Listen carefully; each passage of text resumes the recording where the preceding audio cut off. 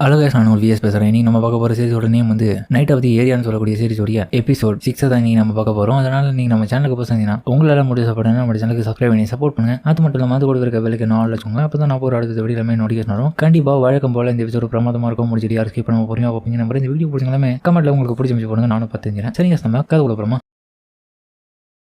இப்போ நம்ம எஸ்சி கிளாஸுக்கும் அதுக்கப்புறம் எஃப்சி டீமை சேர்ந்தவங்களுக்கும் இப்போ ஃபுட்பால் மேட்ச் இருக்கு. ரெண்டு சைட்லேயும் ரெடியாக இருக்கானுங்க. வார்ம் அப் பண்ணிட்டு இருக்கேன். அவள் ஒரு தினம் அங்கே இருக்கிற ஆளுங்களை பார்த்துட்டு டேங்கப்பா என்னடா எல்லாம் பெருசாக இருக்கானுங்க, எப்போ சமாளிக்க போறானுங்களே, நம்ம ஆளுங்களும் இருக்கானுங்க பேர் கொல்லமா அப்படின்ற மாதிரி இவனுங்களை பார்க்க மோக்கவும் கவலைப்படாதீங்கடா, அவனுக்கு பெரிய பெரிய ஆளாக வேணா இருக்கலாம், கண்டிப்பாக நம்ம அவனுக்கு ஈக்குவல்ன்றது நிரூபிப்போம். ஹீரோவும் அழகி நேற்று இருந்தால் நல்லா இருந்திருக்கும் இந்த மேட்ச்ல அப்படின்ற மாதிரி அவனும் ஃபீல் பண்ணிட்டு இருக்கேன். அதுக்கப்புறம் பார்த்தான் மோக்கவும் அது இப்போ முக்கியமான விஷயம் இல்லை, கேம்ல நம்மளுடைய திறமையை நம்ம காமிக்கணும், அதுதான் முக்கியமான விஷயம் அப்படின்னு. அதுக்கப்புறம் அவன் ரெடியாக இருக்க. இன்னொரு பக்கம் பார்த்தா எஃப்சி டீமோடைய கிளப் இந்த கோச்சும் எஸ்சி கிளப்போடைய கோச்சு கிட்ட போய் பேசுறான். என்ன செஞ்சு இந்த வருஷம் நான் உங்க கூட சேர்ந்து மேட்சை போட போறாங்க, என்னுடைய டீமை சேர்ந்தவங்க, உங்க கிட்ட நான் நிறைய விஷயத்தை கத்துக்க போறேன். பரவாயில்லடா, எந்த வருஷமும் நிறைய பேர் சேர்த்துட்டேன், பார்க்கலாம் என்ன பண்றாங்க. பட் இருந்தாலுமே என்னுடைய பிளான் படி தான் அங்க போகுது மேட்ச். நீங்க சரியா தான் சொல்றீங்க. பட் இருந்தாலுமே என்னுடைய டீமை சேர்ந்தவங்க ஓரளவுக்கு நல்லா தான் இந்த தடவை விளையாடுவாங்க பாருங்க. நீ எத்தனை வருஷம் நாளா கேட்க மாட்டேன், திரும்ப தோத்து தான் பார்க்க போறேன், அதுக்கு நான் பொறுப்பாக்க மாட்டேன்னு சொல்லிட்டு அதுக்கப்புறம் அவர் கிளம்ப. இதை கேட்டு அவனுக்கு மனசு உடஞ்சிடுது. அதுக்கப்புறம் அனௌன்ஸ்மெண்ட் கொடுக்குறவங்க எல்லாருமே அடேங்கப்பா, இன்னைக்கு நம்ம ஸ்கூலோடைய முக்கியமான 2 கிளப்புக்கு இடையில இப்போ மேட்ச் நடக்க போகுது, பிரமாதமா இருக்கும், எல்லாரும் வந்து இதுல முக்கியமா கலந்துக்குவோம். இந்த சைட்ல இருந்து பிராக்டிஸ் பண்றேன் நான் யாரு தெரியுமா, நான் தான் ஈத்திரோ யாமானாஷி அண்ட் நான் வந்து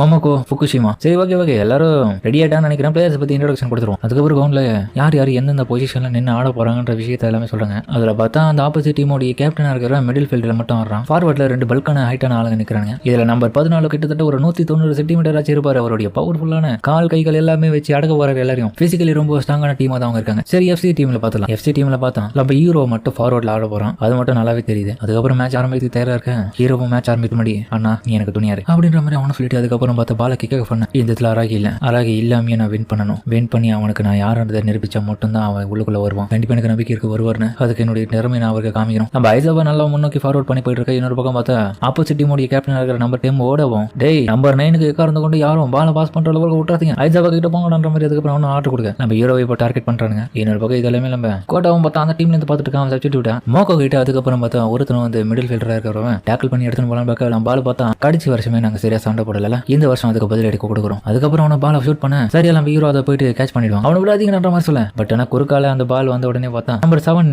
அவனும் எடுத்துறான். அதுக்கப்புறம் இன்னொன்று நம்பர் 11 கணப்பேன் ஃபார்வர்ட்ல முன்னோக்கி கொண்டு போயிட்டு இருக்காங்க. கோச் நீங்க நல்லாவே பிளான் போட்டுருக்கீங்க, இதெல்லாம் உங்களுக்கு முன்னாடி நடக்கும் தெரியும் தானே? தெரியும். பட் ஆனா இருக்கிற சூழ்நிலை எதிர்பார்க்கல. ஐசாவை முக்கியமா டார்கெட் பண்றானுங்க. இந்த டீம்லயும் மிகப்பெரிய பிரச்சனை யாருன்னா அந்த நம்பர் 14 தான். அவனுடைய ஹைட்டுக்கு ஈடியனே இல்லை, அவன் ஈஸியா தடுத்துருவான். அவனை ஸ்கோப் பண்ணி தான் கிட்டத்தட்ட ஒரு 9 பிளேயர்ஸ் அவனை சுத்தி இருக்காங்க. அவன் மட்டும் பால் கேட்ச் பண்ணிடுறான். யாருக்கு வேணாலும் அனுப்பலாம். அந்த 9 பேர்ல நல்ல ஸ்ட்ராட்டஜி தான் போட்டிருக்காரு அந்த கோச். ஏனோ பொறுத்த வரைக்கும் பிசிக்கலா ஒரு பர்ஃபெக்டான ஆள் தான். பட் இருந்தா கிட்டத்தட்ட ஒரு 4-5 பேருக்கு கும்பல சேர்ந்துறாங்க. அவனால தடுக்க முடியாது. இருக்கிற வாய்ப்பை அவங்க பயன்படுத்திக்கணும். சரியா சொன்னீங்க. அதுக்கப்புறம் ஏனோ நம்ம மோக்கோ அனுப்ப ஒரு செவ்வறு மாதிரி தடுக்கிறதுக்கு அரணா இருக்கானுங்க. இன்னொரு பக்கம் மோக்கோவை ஷூட் பண்ண. அது ஷூட் பயங்கர வேகமா போயிட்டு இருக்கேன். என்னடா அட்டாக் பண்ண ஒன்னதுக்கு உதவாது பேர் அப்படின்ற மாதிரி பார்த்துட்டு இருப்பானுங்க. ஆனால் நம்ம ஹீரோ செம வேகமா ஓட ஐசாவா கக்கீரோவா போயிட்டு இருக்காரு. எப்படா இவன் வந்தான் அப்படின்ற மாதிரி எல்லாரும் சக்காவே கோச்சும் டே அவனை விட்டுறாதீங்க, அவனை தான் முக்கியமா தடுக்கணும். நல்லாவே புரியுது. இப்போ ஐசாவா உங்ககிட்ட தான் மேட்ச் இருக்கு, மோக்கோவுக்கு நீ சப்போர்ட் பண்ணு, மோக்கோவா உனக்கு சப்போர்ட் பண்ணுவோம், ஈஸியா அடிச்சிடலாம் அப்படின்ற மாதிரி கோச் உன்னை பக்கம் சொல்லிட்டு இருக்கேன். நம்ம கோட்டாவும் பார்த்தா கக்கீரோ போட்டுற கோல்ன்ற மாதிரி அந்த டீம்ல இருந்து சொல்றான். இவன் எல்லாம் முடிச்சு பாக்குறானுங்க, மன்னிச்சிருங்கடா. அதுக்கப்புறம் நம்ம பால் வரேன். பட் இருந்தாலுமே நம்பர் 2 ஆப்போசிட் தேர்ந்தவனும் பார்த்தா அதை ஜம்ப் பண்ணி எடுத்துருவான். வேற லெவலில் ஜம்ப் பண்ணிட்டாரு நம்பர்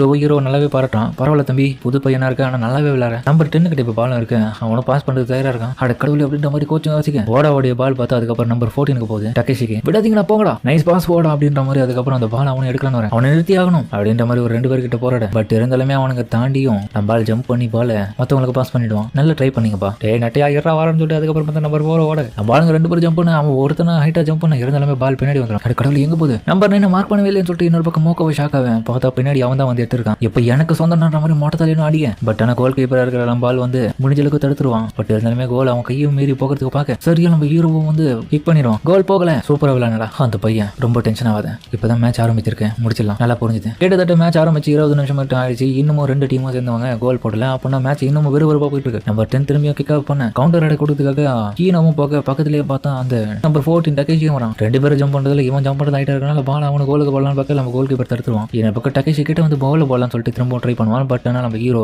தடுத்துருவான். அடச்சா இந்த பையன் திரும்பி வந்துட்டான். கமெண்ட்ரி கொடுக்குறவங்களும் அட கடவுளே, எஃப்சி சைடு ரொம்ப பின்னாடி தான் இருக்காங்க. போன வருஷம் கிட்டத்தட்ட ஒரு நம்பர் 10 சொல்லக்கூடிய ரோஹித் அராகி இருந்தாரு. அவர் இருந்தவருக்கு டீம் வேற லெவலில் விளையாடி இருந்துச்சு. பட் ஆனால் இப்போ அவர் இல்லாத இல்லாதனால ரொம்ப சொதப்புறாங்க. கோச்சும் உண்மைதான், இந்த ஃபீல்டுல கிங்னு சொல்லக்கூடியவன் ரொம்ப நாள் கழிச்சு இப்ப வரலன்ற போது டீம் பின்னாடி தான் இருக்கு. எதனால சொல்றீங்க? ஏன்னா ஆப்போசிட் டீம்ல இருக்கிற 2 பவர்ஃபுல்லான ஸ்ட்ராங் பிளேயர்ஸ் 2 பேருமே தாக்கப்படுகிற லெவலுக்கு நம்ம சைட்ல இருக்கிறவன் அராகி தான். பட் நான் அராகியே இப்ப இல்ல, வருவானா என்னன்னு தெரியல, பார்க்கலாம். அதுக்கப்புறம் நம்பர் 10 வந்து பால பாஸ் பண்ண நம்பர் 11 அதுக்கப்புறம் அவனுடைய பொசிஷன்ல போயிட்டு கரெக்டா நின்று கோல் அடிப்பான் பாருங்க. கோல் போயிடும். ஹீரோவும் அதுக்கப்புறம் சாரி பையனை மன்னிச்சிருங்க, என்னாலதான், நான் தான் சரியா கவனிக்கல, பரவாயில்ல பாத்துக்கலாம், காரணம் நான் தான்ற மாதிரி. அதுக்கப்புறம் ஹீரோ சோகத்துல இருக்கேன், நானும் இதை பாக்குறேன், இன்னொரு பக்கம் காட்டாவும் இதை பாக்குறான். அதுக்கப்புறம் இவங்க எல்லாரும் கோஆபரேட் பண்ணி விளையாட பயங்கரமா விளையாடுங்க. நம்பர் 11 நம்ம ஹீரோவும் டேக்கிள் பண்ணி பால் எடுத்துட்டு போயிட்டு அவன் அதிர்ச்சியாவான். ஓட பெனல்டி ஏரியால கரெக்டா நின்னுட்டு இருக்கான். இதுல கண்டிப்பா அவனை பாஸ் பண்ண முடியுமான்ற மாதிரி பார்க்க அதுக்கப்புறம் அவனும் முயற்சி பண்ணுவான். கண்டிப்பா இப்ப பால் எனக்கு தான் சொந்தன்ற மாதிரி. அதுக்கப்புறம் அவங்க கிட்ட பால் எடுத்துட்டு அவனை கிளம்ப எப்படி எடுத்தான், உன்னுடைய வீக்னஸ் உன்னுடைய மனசுக்குள்ள தான் இருக்கு, இப்போ நாங்க தான் ஜெயிக்க போறோன்ற மாதிரி. அதுக்கப்புறம் அவனை பால் எடுத்துட்டு போக அதுக்கப்புறம் பால் வந்து அவனுக்கு கொடுக்க டக்கேஷி வந்து அதை போடலாம்னு சொல்லிட்டு பார்ப்பான். அந்த டைம்ல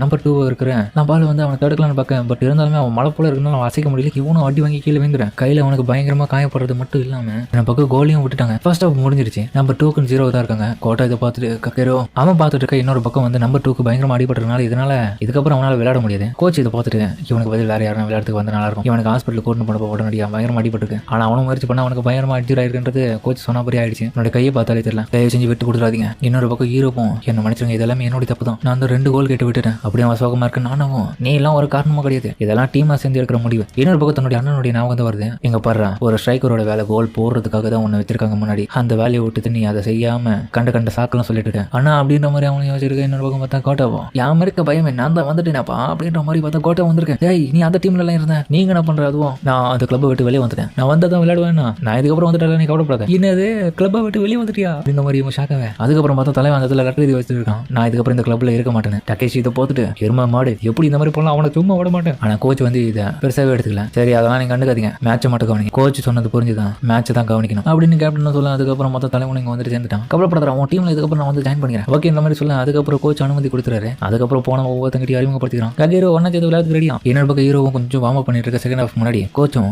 உண்மையிலே ஃபர்ஸ்ட் ஹாஃப்ல நீ நல்லாவே டிஃபெண்ட் பண்ணடா, அது பிரமாதமா இருந்துச்சு, யாருமே உன்னை பார்க்கல தெரியுமா அந்த நிமிஷம் அப்படின்ற மாதிரி அவர் சொல்றது கட்டி. இன்னொரு பக்கம் ஹீரோடைய ஃபிளாஷ்பேக் நான் கொடுத்து அவனுக்கு எங்க பாரு கக்கேரோ ஃபீல்டை பொறுத்த வரைக்கும் நீ ஒரு ஸ்ட்ரைக்கரா இருக்கீங்க கூட உனக்கு கோல் போறதுக்கான ஒரு வாய்ப்பு கிடைக்கிறதுக்காக நீ வெயிட் பண்ணிட்டு இருக்கணும். அதுக்காக நீ என்ன பண்ணணும்னா மத்தவங்க கண்ணுல இருந்து நீ மறையணும். அந்த இடத்துல என்னது மறையணுமா? ஆமா, நீ ஃபீல்டை பொறுத்த வரைக்கும் எல்லாருக்கும் இருக்குன்னு தெரியணும். பட் ஆனா அவங்களுடைய பக்கத்துலயோ அவங்கள சுட்டு வட்டாரத்துலயோ அவங்கள சுத்தி எந்த ஒரு இடத்துலயும் நீ இருக்கிற மாதிரி காமிச்சிக்க கூடாது. அந்த மாதிரியான ஒரு முறையில விளையாடினா கண்டிப்பா நீ அந்த பால் எடுத்தலாம் ஈஸியா, எவனும் ஒன்னு சாய்க்க முடியாது. அதுக்கப்புறம் பார்த்தா எஃப்சி டீம்ல சப்ஸ்டிடியூட் பதிலாக ஒருத்தனை தேர்ந்தெடுப்பாங்க. நம்ம கோட்டோ தான், அவன் பேரை கூட ஒழுங்கா சொல்ல தெரியாத அவன் கலைக்கு அவன் கடுப்பு வரான். கலைச்சி இந்த பேர்ல இப்ப கோவத்தோட பொங்கி இருக்காரு, என்ன பண்ண போறோம்னு பாக்க. அதுக்கப்புறம் வந்த உடனே பார்த்தா காலை தடி விடுறான், பால் எடுத்து விட்டுட்டு அது போல மாறிடு. கோட்டா நீங்க வேலை அவ்வளவு டெய் திரும்ப மாடு எதுக்குள்ள இப்படி வந்து தள்ளி விட்டா. இதை பார்த்து நம்ம கோச்சும் எவ்வாறு யோக்கமோ ஃபீல்டு விட்டு வெளியே அவனுக்கு வந்து சப்ஸ்டிடியூட் மாத்திரம் சொல்லிட்டு அதுக்கப்புறம் ஒரு கதை. அதுக்கப்புறம் கோச்சும் மோகோ கிட்ட ஒரு பிளான கொடுத்துருக்காரு. அதன்படி அவனுங்களும் செயல்படுத்த ஆரம்பிக்க அதன் அடிப்படையில் இப்ப மேட்ச் ஆரம்பிக்குது. திரும்பியும் டக்கேசிக்கு அதுக்கப்புறம் ஹெட்டிங்க்கு வர தலைமை எடுக்கலாம்னு பார்க்க அதுக்கு முன்னாடி கோல் கீப்பரா இருக்கு லம்பால் எடுத்துட்டான். என்னப்பா உன்னோட நான் ஹைட்டா ஜம்ப் பண்றேன்னா மோகோ போல அப்படின்ற மாதிரி சொல்ல. பால் அதுக்கப்புறம் லம்பாலும் கிட்ட கிடைக்க அவனுங்களும் தடுக்கலான்னு வர ஆனா எல்லாரும் சோறு விடுவாங்க.